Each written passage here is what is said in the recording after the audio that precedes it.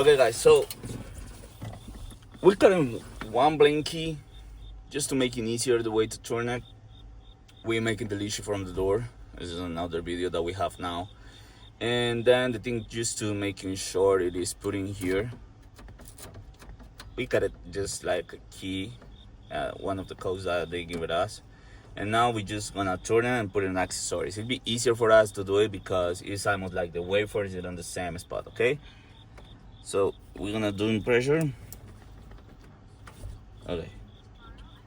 Right there, it's still harder to turn it. So we leave it there and okay, right here. That's the position that we need. We need an accessories, okay? Then we're using this stick, and then we're gonna push in here. This is security. So when we push it, then it comes out.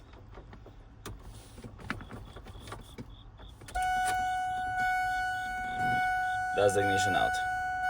Now what we're gonna do, we're gonna replace it for a brand new. Okay, this is the brand new ignition. We're gonna remove the cover.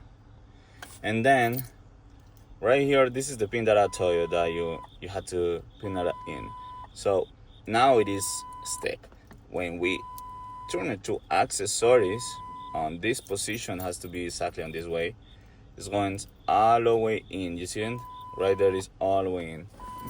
So what we have to do now, it is insert into the ignition, checking it is in the same position that we have it, and then turn it off, and then again turn it on. This one has to be down, okay? This pin has to be on this way. So we push it down. Oh, wait. Push it down. And then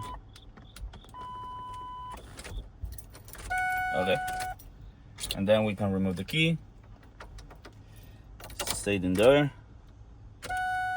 Turns on everything, so it should be cranking the truck. All right. Okay, guys, that's done for this video. That's all.